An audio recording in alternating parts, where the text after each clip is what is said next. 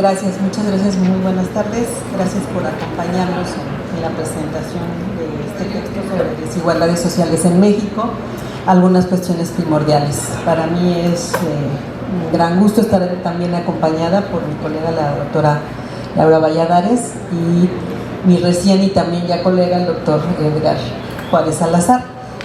Yo voy a presentarles a continuación a los dos comentaristas. Quisiera de inicio contar un poquito la historia de este libro. Como todos los libros tienen su propia historia. Este libro lo coordiné junto con el doctor Antonio Sirión Pérez, antropólogo social, y tiene la historia de que es resultado de un seminario que realizamos en los años 2016-2017 en toda la división, en donde participaron los 4 departamentos que integran a la división: el departamento de filosofía, el departamento de antropología, el departamento de sociología y el departamento de economía. Y ahí, platicando con los entonces jefes de departamento, lo que invitamos a cada investigador es a interrogarse sobre cómo lo que ellos investigaban, si tenía que ver, la pregunta que les hacemos de inicio es si tenía que ver lo que ellos investigaban con la desigualdad social o no, y cuál era esa relación. Y tuvimos una muy afortunada respuesta, ¿no? En cada departamento se fueron tejiendo propuestas que fueron sumamente interesantes. En esa época, todavía hablamos de antes de la pandemia, teníamos reuniones presenciales y contamos con el apoyo de la Oficina de Comunicación Social de Rectoría General, y entonces también transmitíamos en línea a todo el país. Tuvimos asistentes de otras universidades del norte, del sur y del centro del país acompañándonos en cada sesión. Fue una experiencia bien interesante, de ahí que surgiera la propuesta de convertir al menos algunos de esos textos en un libro. A lo largo de 2 años tuvimos por lo menos 24 conferencias magistrales, todas espléndidas y con un fuerte contenido y elementos de reflexión sobre el tema que creímos, en su momento así lo consideramos, pues era un tema nodal para comprender y para buscar, explicar y solucionar en un país como el nuestro. De ahí nos fuimos a varios artículos, de hecho luego entramos a un proceso editorial.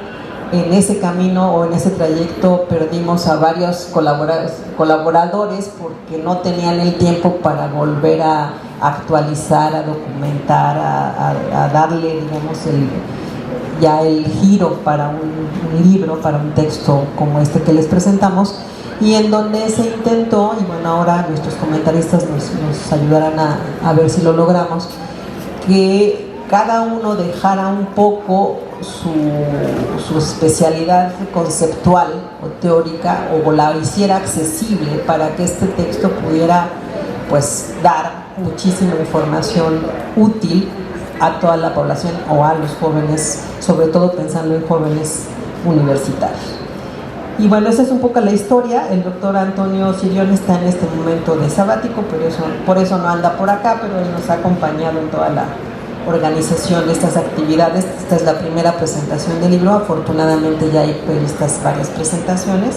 Y bueno, yo sin más, que ya les conté un poco de la historia del libro, quisiera presentarles ahora a nuestra primera comentarista, la doctora Laura Valladares, que muchos de ustedes ubican, pero es importante también decir un poco más. Ella es doctora en antropología, es profesora investigadora del Departamento de Antropología de esta universidad, es miembro del Sistema Nacional de Investigadores, actualmente es la jefa del Departamento de Antropología, y entre los temas de investigación que destacan en ella son los movimientos y organizaciones indígenas en México, formas de organización, resistencias y estrategias de lucha de los pueblos indígenas en México, el proceso organizativo y reivindicativo de las mujeres y los jóvenes indígenas en diferentes etnias del país, y su proyecto actual versa sobre los derechos y la participación política de las mujeres en el municipio autónomo de Ayutla de los Libres en el estado de Guerrero. Esas son algunas de las cosas que ella ha hecho, y bueno, es también una de las autoras de este texto, y nos da muchísimo gusto que hoy pueda iniciar los comentarios sobre la obra que les presentamos el día de hoy. Por favor. Muchísimas gracias. ¿Qué tal? ¿Cómo están? Muy buenas tardes. Me da muchísimo gusto estar en la presentación de este libro, un libro que tardó varios años en salir, pero que tiene algunas particularidades que quiero compartir con ustedes. También me da mucho gusto que se haga justo en el marco de la Feria del Libro de la Universidad, de la Unidad de Iztapalapa, porque, bueno, nos da la oportunidad de conocer nuevos títulos, nuevas temáticas y además, digamos, pasear y comprar, adquirir libros en la feria, y eso pues me parece que es pues extraordinario. La primera cosa que les quisiera decir es que desde mi perspectiva se trata de un libro muy importante por dos cuestiones. La primera es, como ya señalaba la doctora Juana Juárez, es el resultado de una serie de conferencias, de un proyecto divisional de los miércoles en las ciencias sociales que tenemos desde hace ya muchos años y que convoca a distintos profesores de fuera y de la unidad, ¿no? Entonces, este libro tiene la virtud de tener escritos de profesores del Departamento de Antropología, de Sociología y de Economía. Se trata de un libro también que tiene una particularidad muy sugerente. Todos los títulos se presentan como una interrogación. Y se presentan señalando qué significa el extractivismo, qué significa la desigualdad, cómo se expresa la desigualdad, porque se trata de un tema que estamos revisitando. La problemática de la desigualdad ha sido un tema central en las ciencias sociales y que se ha, digamos, reflexionado desde la sociología, la filosofía, la ciencia política, la antropología, desde distintas aristas, justamente dependiendo desde dónde miramos, de tal suerte que lo que ustedes van a tener en sus manos, o los invito a leer, son distintas perspectivas y temáticas abordados desde distintos modelos, pero que tienen la particularidad de entender cómo se expresa la desigualdad hoy en día. En México y en el mundo hay una articulación que también es relevante señalar, que los procesos de desigualdad no pueden ser entendidos solamente en un sector, en un país, en un área económica, sino que forma parte de procesos macroeconómicos, macrosociales, de globalización, donde estamos incorporados pues nosotros como país, como nación, como modelo económico. Entonces, de tal forma que me parece que es un esfuerzo que expresa una voluntad de diálogo entre las disciplinas que cultivamos en la universidad. Y eso es muy relevante. Nos hace falta dialogar, vincularnos, conocer cómo se piensa, en este caso, la desigualdad desde la psicología social, desde la antropología, desde la ciencia política, etc. Se trata de 7 trabajos. 3 de ellos fueron escritos por antropólogos. Abre esta antología un artículo excelente del doctor Néstor García Canclini, que seguramente todos ustedes conocerán, que es un gran especialista en la desigualdad, los mundos de inclusión, exclusión, ha trabajado mucho sobre jóvenes, y justamente su pregunta de investigación en este artículo es: ¿por qué la desigualdad se agrava en los jóvenes? Esta es una particularidad de la antropología, ¿no? Inicia con, digamos, con una discusión teórica sobre la desigualdad, se posiciona cuáles serían los marcos de análisis, y como la mejor, digamos, metodología antropológica, va a un estudio de caso. El estudio de caso del doctor Canclini son los jóvenes. ¿Qué jóvenes? Los jóvenes creadores de México y de América Latina, especialmente Argentina. Él se pregunta por qué la desigualdad es más fuerte entre los jóvenes. Se trata de jóvenes sumamente preparados, con altos niveles de calificación, pero que les ha tocado incorporarse a un mundo laboral absolutamente precarizado. ¿Por qué ocurre esto?, se pregunta Néstor García Canclini. ¿Cómo lo podemos explicar? Y adicionalmente, ¿cómo los jóvenes viven y se organizan en este mundo de trabajo precario? Es muy importante esta lectura porque Canclini nos dice que una de las cuestiones más complejas a entender es por qué el tema de la desigualdad ha sido desplazado por otras nociones o por otros conceptos y por políticas públicas que ya no están centradas en el tema de la desigualdad, en resolver uno de los nodos fundamentales del desarrollo del capitalismo. Entonces nos dice García Canclini que esta noción tan importante de desigualdad ha sido sustituida por programas que hablen más sobre estabilidad económica, por ejemplo, equilibrio en la balanza de pagos, en la administración del gasto público, en la promoción de algunos emprendimientos privados, y esto está ocurriendo en gobiernos progresistas como los que han recorrido nuestra América Latina y también los gobiernos de derecha. Es decir, en ambos el discurso de la desigualdad ha quedado un tanto desplazado y que nos parece que es importante retomarlo desde nuestras disciplinas. La propuesta de este libro es reflexionar sobre los nodos de la desigualdad. ¿Cuáles son los nodos? ¿Cuáles son los actores fundamentales en este modelo económico? El Estado.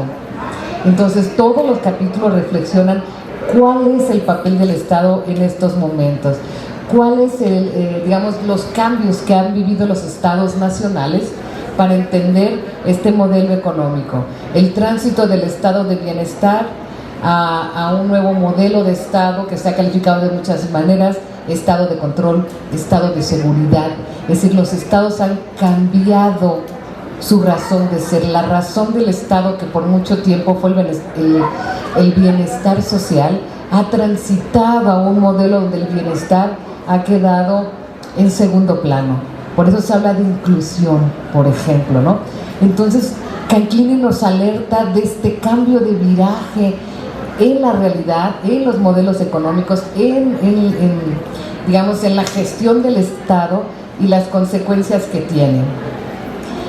Entonces, de ahí que es importante retomar esta noción y colocarlo como una problemática social de gran envergadura, que para intentar encontrar soluciones requerimos análisis, requerimos diagnósticos, requerimos posicionamientos teóricos de cómo podríamos modificar este modelo económico.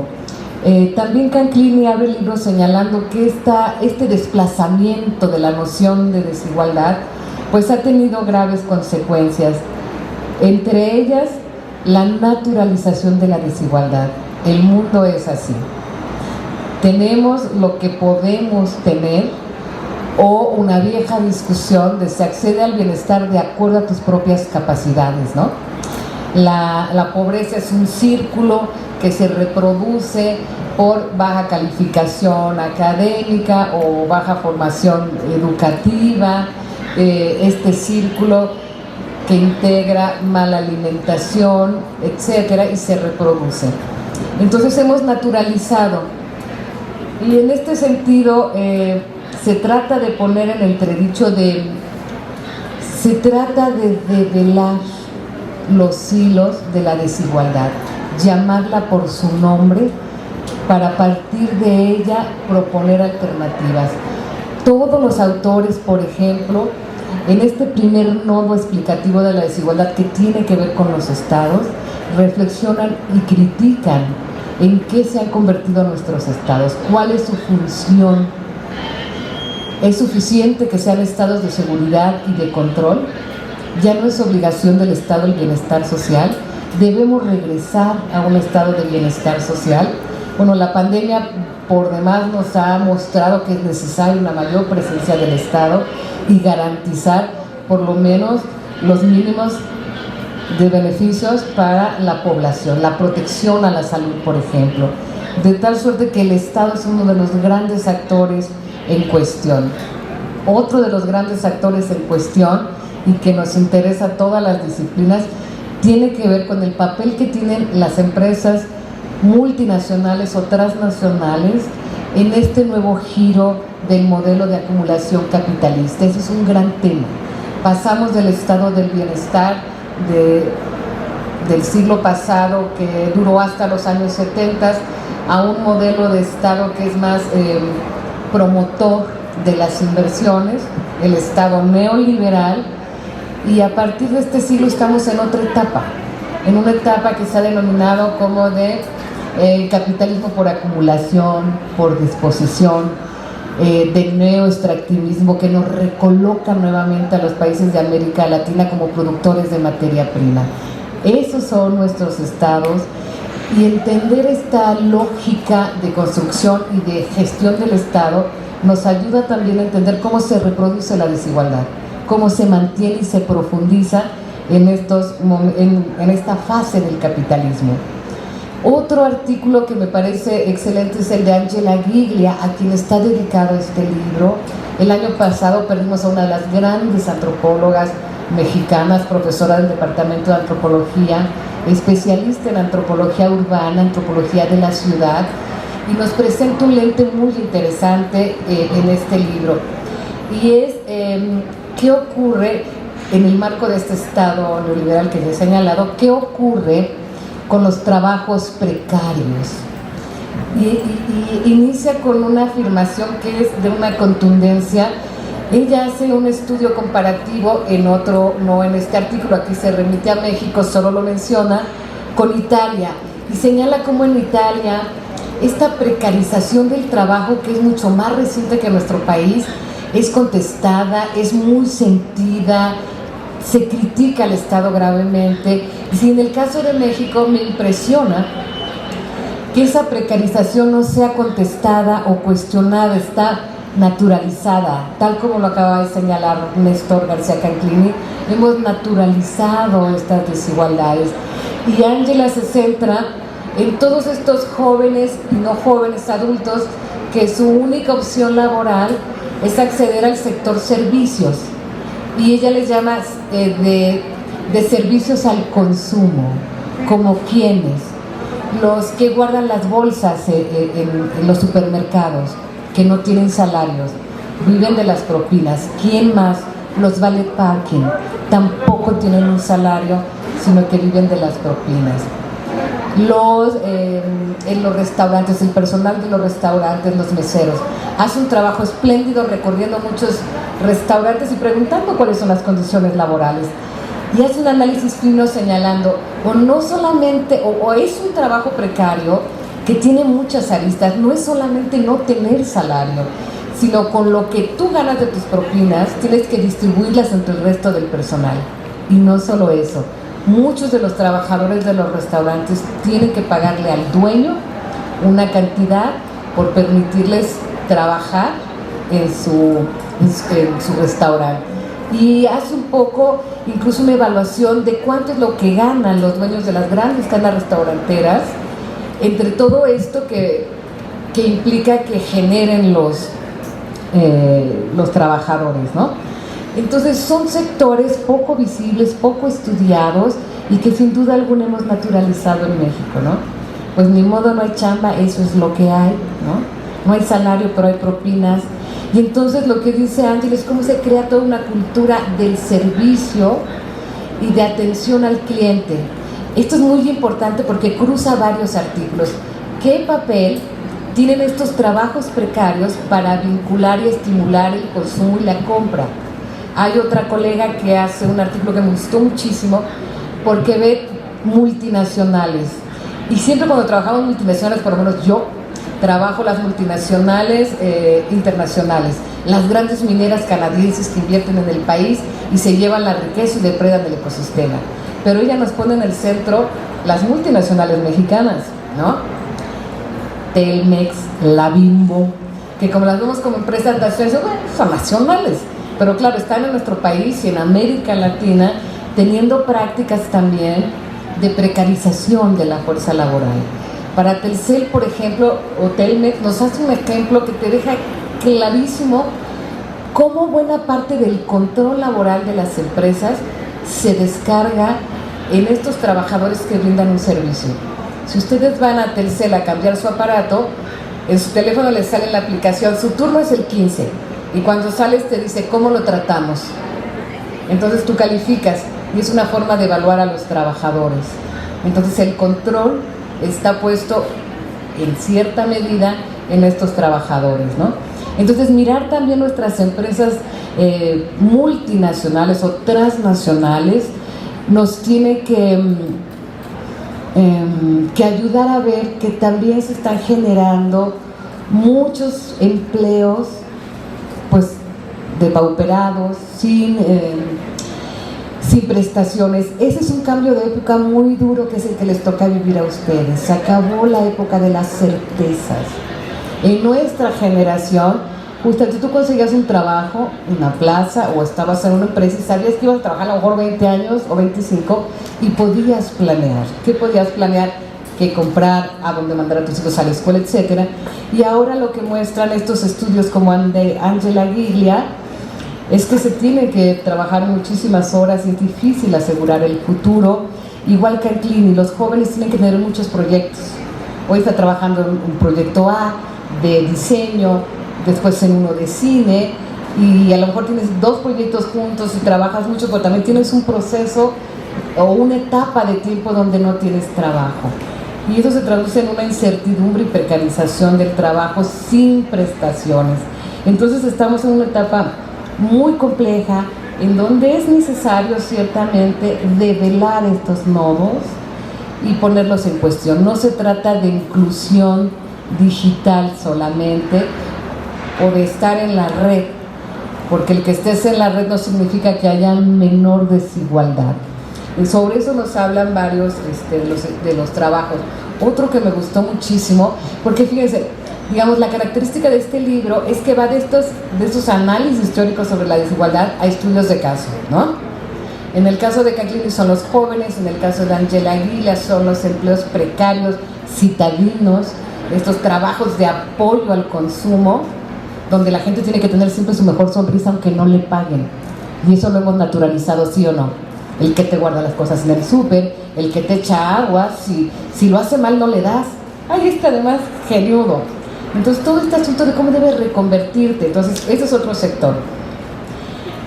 Yo trabajo sobre qué ocurre en los pueblos indígenas cuando llegan empresas transnacionales a invertir en minería y la devastación ecológica que hacen y cómo se defienden los pueblos ante este despojo.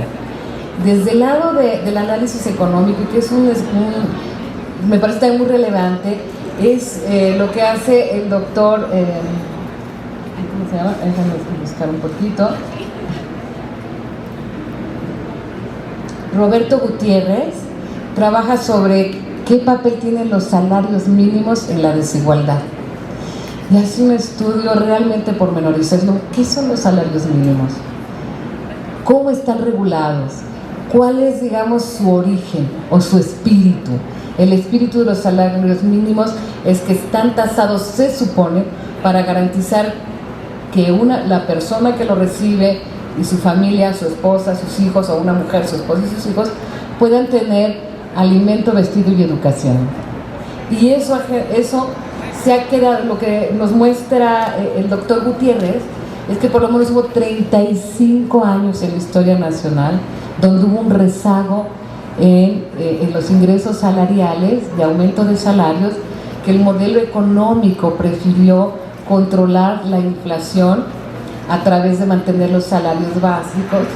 Entonces esta pérdida del poder adquisitivo tiene un rezago de más del 70%, que es muy difícil revertir. Y lo que él intenta discutir, bueno, ¿qué pasa con este nuevo gobierno? El artículo se escribe cuando inicia el gobierno de AMLO. Se ha recuperado, hay una voluntad de recuperación del salario mínimo, pero la brecha es tal que es difícil pensar que se logre disminuir la desigualdad. Y también lo que señala es que lo que ha hecho, digamos, la política pública ha estado destinada a generar problemas de atención, por ejemplo, al hambre, ¿no? Este programa de hambre cero. ¿Eso reduce la desigualdad? No, no reduce la desigualdad. Mientras no se modifiquen las relaciones laborales, el salario sea digno y garantice una vida digna, es muy difícil terminar con la desigualdad.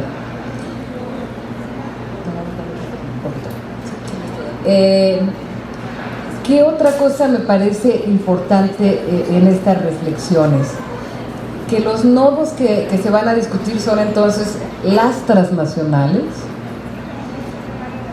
pero fíjense, aquí los análisis solo son qué papel tienen las transnacionales cuando llegan a otros países, qué traen a nuestras naciones. Traen tecnología, traen procesos de trabajo muy elaborados, traen salarios sin duda alguna, pero la contraparte es cuáles son sus consecuencias a nivel de nación, de Estado, de política pública.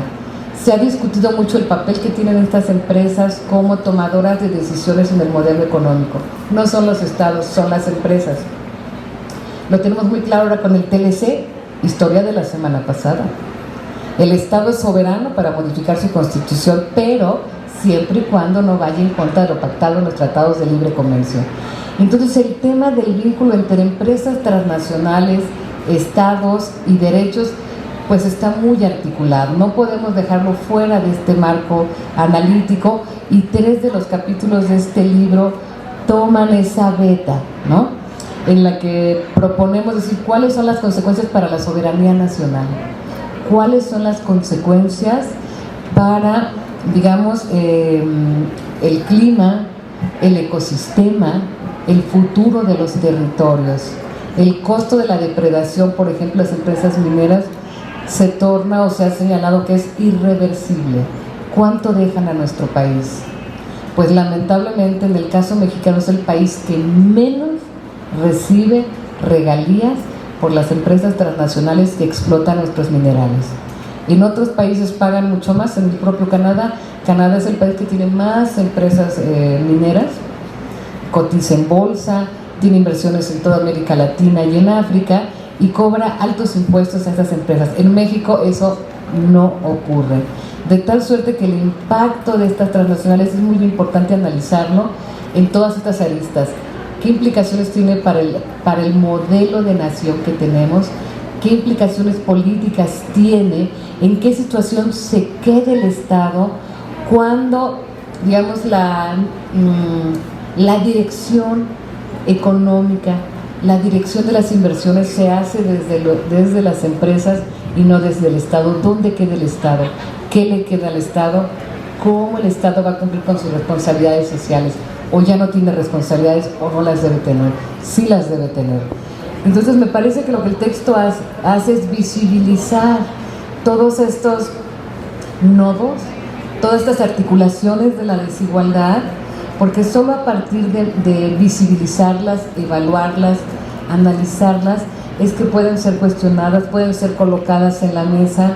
Y lo que proponemos todos los autores es que el tema de la desigualdad sigue siendo prioritario, no puede ser marginal, no se puede desplazar por uno de inclusión. Entonces los invito a leerlo. La otra virtud de este texto es que nos invitaron a escribirlo con una suerte de lenguaje que sea accesible a todo el mundo, que no se requiera ser economista para entender cómo funcionan los salarios mínimos, que no se requiera ser doctor en antropología para acercarse a la precarización del mundo laboral, etcétera. Entonces creo que podrá ser un buen libro de consulta y de acercamiento a las dinámicas de la desigualdad. Así que los invito a leerlo y agradezco pues estar yo en él, y agradezco el esfuerzo que no cejaron Juana y Toño, porque se alargaba el proceso, pero mantuvieron pues todo el ánimo y se logró. Así que felicidades y muchas gracias por el esfuerzo, Juan. Gracias.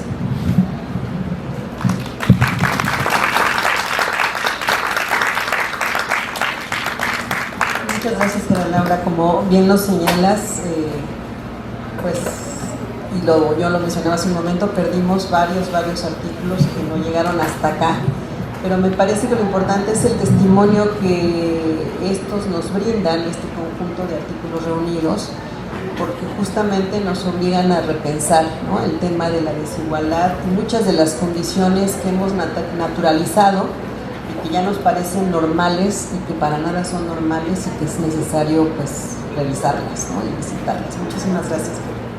por tu intervención. Y les presento ahora al doctor Edgar Miguel Juárez Salazar, él es maestro en Psicología Social de Grupos e Instituciones por la Universidad Autónoma Metropolitana de la Unidad Xochimilco y es licenciado en Psicología por la Universidad Michoacana de San Nicolás de Hidalgo.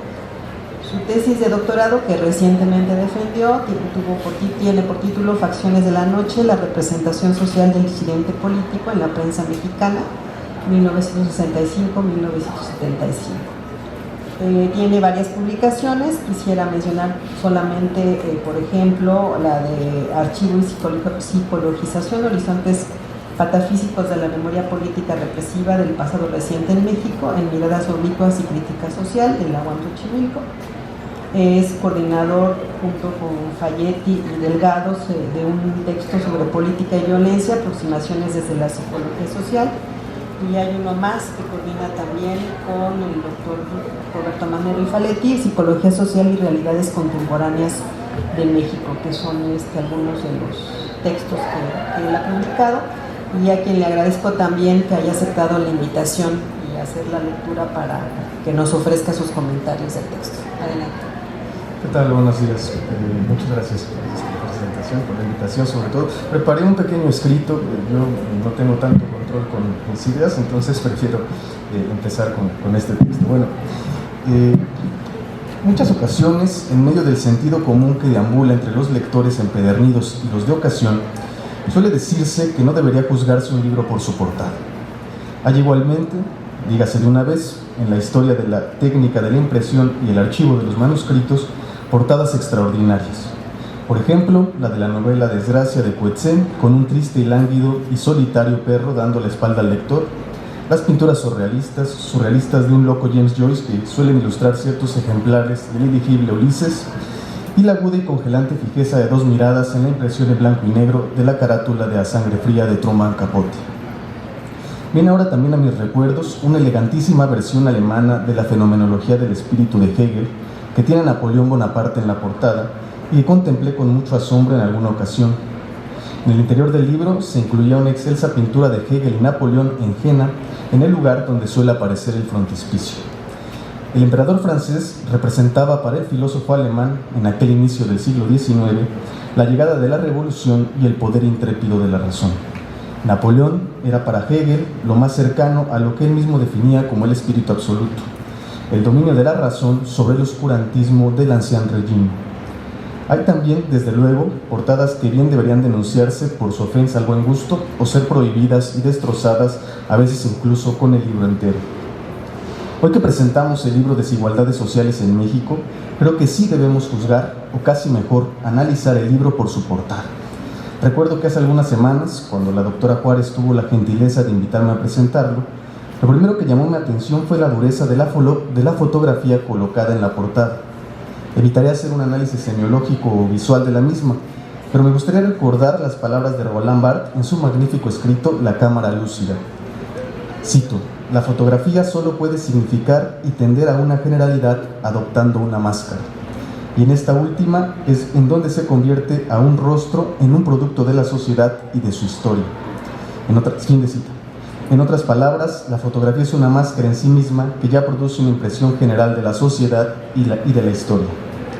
La imagen que puede encontrar el lector, a bote pronto y sin avisar, si se aproxima a este libro, es el más nítido reflejo de cuando menos los últimos 35 años en nuestro país, o, lo que viene a ser lo mismo, la dimensión trágica y fútil de la razón neoliberal en México.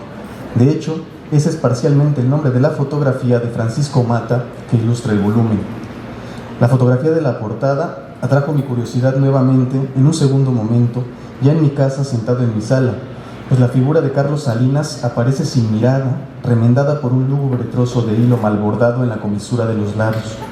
La imagen de Salinas, en efecto, fue lo más cercano a una máscara que el pueblo mexicano recibió, asimiló, reivindicó y conoció por dosis, que, cual medicación, tuvieron una larga posología durante 6 años, y asimismo a lo largo de varios sexenios más. Modos de gobernanza que adicionalmente fueron instaurados bajo mucha inquietud y fiebre. Quizás la máscara más huraña del salinismo fue sin duda el programa Solidaridad, que buscaba evitar, paradójicamente, la desigualdad, y que hoy en día no aparece más que en algunos monumentos en las carreteras, los caminos que sirvieron por lo general para transportar mercancías e incrementar las riquezas de algunos cuantos, o también es el logotipo que sirve para ocultar la miseria en algunas bardas de las comunidades pobres y limítrofes de la metrópoli como Chalco y Valle de Chalco. Salinas y el despliegue de las políticas neoliberales podrían representar análogamente lo que Marx apreció en la figura de Luis Bonaparte, el hermano de Napoleón, y en la frase con la que rinde un sutil homenaje a Hegel: la historia ocurre dos veces, la primera como una gran tragedia y la segunda como una miserable farsa. Este episodio se repite constantemente en nuestro país y por ello la portada parece invitar a suponer que la máscara solo se va desplazando, y así como aparece Salinas, pudo hacerlo el fatuo iluminismo de Fox, o el abyecto, párvulo y falso milico Felipe del Sagrado Corazón de Jesús Calderón Hinojosa, y hasta el frívolo y whitezican Quique Peña Nieto. Detrás, como vemos en la portada, queda la indeterminación de una niño, que pone en evidencia quién gana y que cuando menos en este país no todos somos iguales. Tal parece, en concreto, que la razón neoliberal se presenta primero como tragedia y luego como farsa. Por cierto, muchas de las versiones del 18 Brumario de Luis Bonaparte de Marx tienen a la patética figura de Luis Bonaparte en la portada. Mientras trataba de encontrar una manera de no centrarme solo en la fotografía, encontré algunas pistas para hacer suculento este ejemplar a las personas que hoy nos acompañan. Alejándome un poco de la imagen, vislumbré el subtítulo, que me parece mucho más complejo que el título, ya que considero que ahí se muestra la sutileza de lo no alarmante y directo del título. Algunas cuestiones primordiales, es una alegoría muy pertinente que acompaña, considero, a los tres grandes apartados del libro. En el mismo momento, el libro ya invita con este subtítulo a no perder la brújula para poder comprender y, como consecuencia, buscar acabar con la desigualdad desde diversos enfoques y atendiendo las cuestiones primordiales, lo concretito y no lo abstracto. A mí, en particular, el subtítulo me sirvió como herramienta de lectura e incluso como método, pues me focalicé en encontrar esas cuestiones primordiales. Llevo ahora casi 5 minutos de presentación y sigo en la portada. En este punto, espero que entre la audiencia no esté alguien muy acelerado y ansioso debido a las exigencias de este capitalismo rapaz y que me pida ir directo al grano. En caso de que lo haya, quizás sería importante recordar que el buen gourmet no solo se levanta con hambre de la mesa, sino también come muy detenidamente, el pequeño y exquisito manjar que tiene enfrente. Después de esta breve apología, quiero comentarles que resaltaré algunas de las cosas brillantes y también escalofriantes que encontré en el libro. Hay libros que con la crudeza de las ideas e incluso con la precisión de los datos ponen en realce un problema que suele mirarse y cuestionarse y al mismo tiempo francamente reproducirse libremente. Ya en la introducción, los coordinadores del volumen tratan a la desigualdad planteándola en términos de desequilibrio, dependencia y mutua complementariedad. Debo reconocer la calidad del estudio introductorio y paralelamente, lo confieso, me quedé cavilando algún tiempo recordando el banquete de Platón. En especial recapitulaba la posición del Erastés y del Erómenos, en la que el primero es el que ama y el segundo es el amado. En aquella bacanal socrática, estas posiciones eran estricto sensu relaciones de opresión entre un amo y un esclavo. Pensaba en esta situación porque amar, en efecto, pone las cosas en los mismos adjetivos que utilizan los compiladores: desequilibrio, dependencia y mutua complementariedad. Y, como ellos mismos mencionan, la desigualdad suele ser dos caras de la misma moneda. En otras palabras, la dimensión de la desigualdad es un acto que está muy imbrincado en la vida humana y quizás incluso en la forma más erótica de la existencia, como es el amor. Hegel, quien también pensó a su manera las relaciones entre el amo y el esclavo, afirmó que en medio de esa lucha entre ambos estaba el motor de la historia y la cultura. Atinan los coordinadores al señalar que la diferencia social y la no homogeneidad de la sociedad resultan elementales para toda la vida humana. Y si es así, entonces, ¿qué hay detrás? Tal vez es el momento de comenzar a introducir desde esta lógica que la desigualdad es constitutiva, pero no tiene la misma dirección en todas sus manifestaciones. En efecto, estimados y futuros lectores, la desigualdad de la que habla todo este libro y que resulta primordial es la desigualdad trazada, registrada, perpetuada y reproducida por el capitalismo en tanto economía política y como sistema cultural. Si algo queda claro de forma evidente es que la máscara neoliberal del capitalismo, al igual que la máscara de Salinas, está profundamente remendada y sigue chorreando desigualdad por todos y cada uno de sus poros, ya que las desigualdades en el capital son consustanciales a su expansión y desarrollo, cuestión que queda elucidada de manera muy clara en el tercer apartado de esta compilación. En el primer capítulo de este volumen, García Canclini explora las dimensiones prácticas de la desigualdad en el territorio de las juventudes.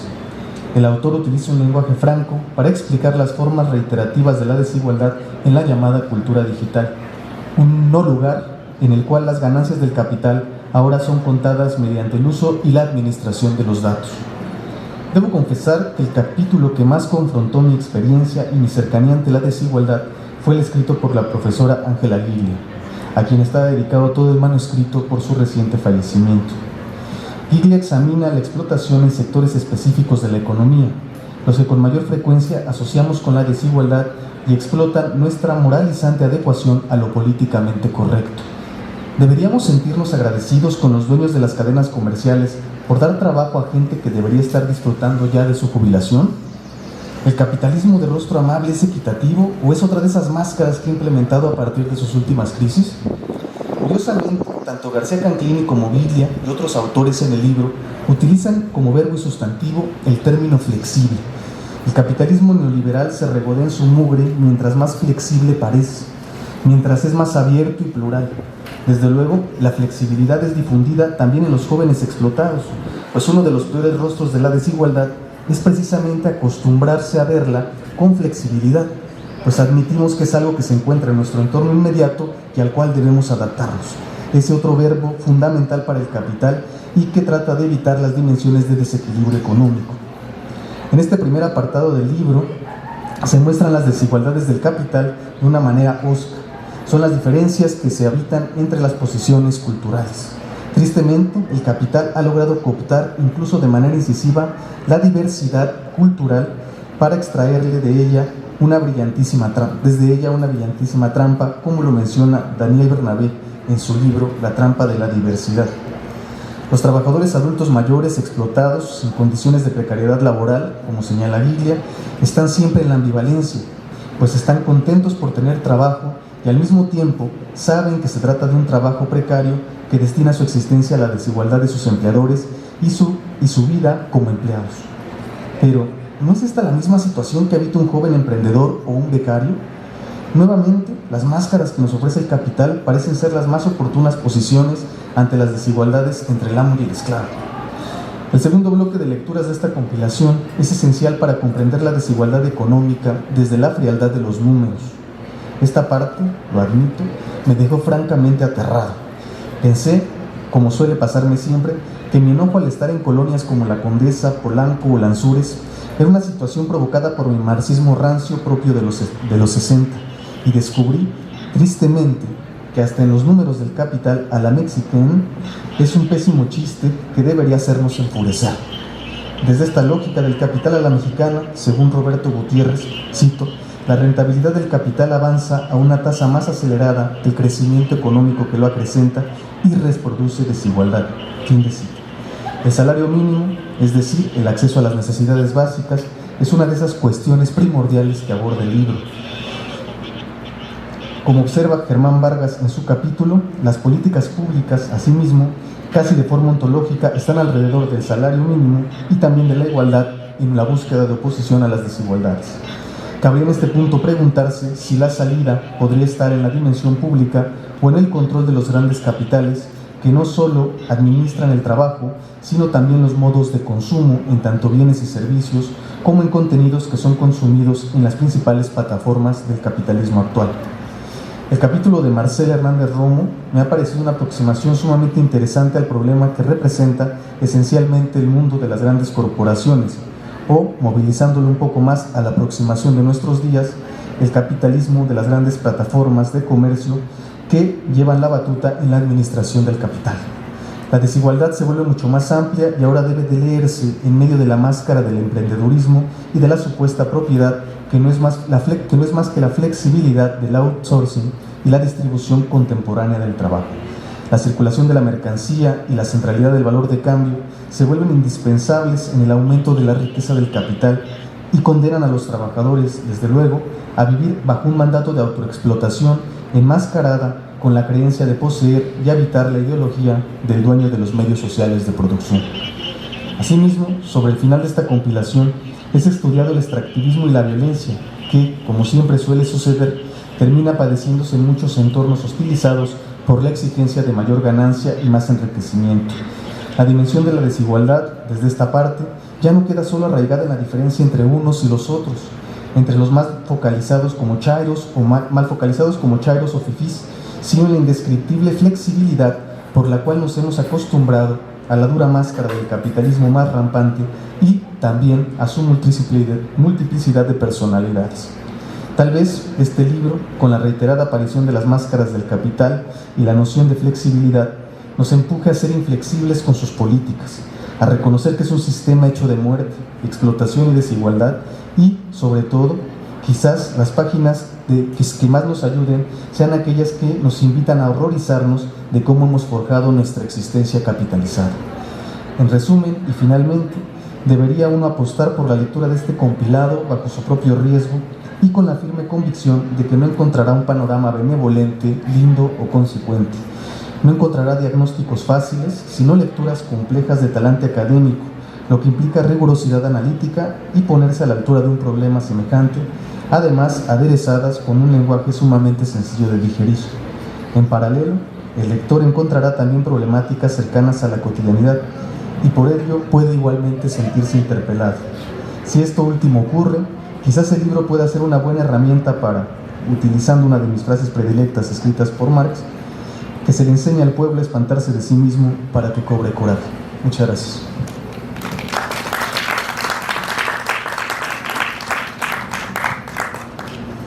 Muchísimas gracias por acompañarnos esta tarde. Les recuerdo que tenemos precios especiales, ¿no?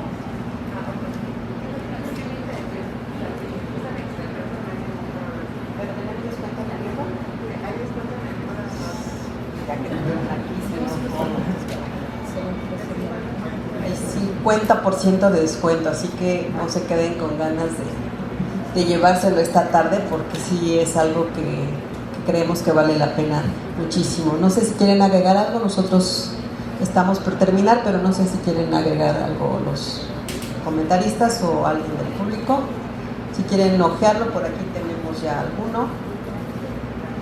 Y los invitamos en toda la feria. Recuerden que ahorita tienen el 50% varios de los textos que se publican por la propia universidad.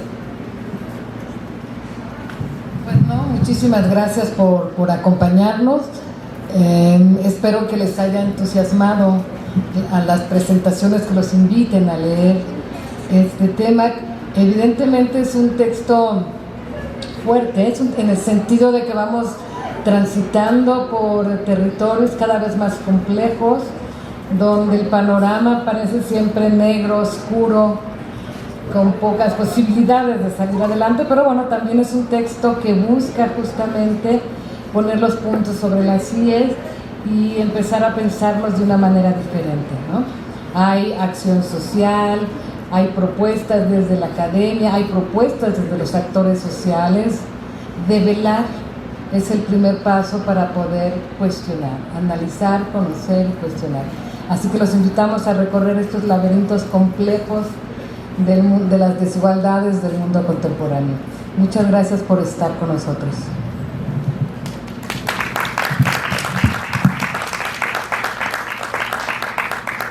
Y sí, además de develar, creo que es un libro que permite, justo como señalaba en su intervención también Edgar, tomar conciencia, ¿no?, de cómo esas pequeñas cosas que nos parecen normales tienen un trasfondo en el cual prácticamente nunca habíamos reflexionado. Creo que para eso también ayuda muchísimo varios de los textos que tienen este texto, que les invitamos cordialmente a adquirir. Muchísimas gracias por habernos acompañado. Muy buena tarde.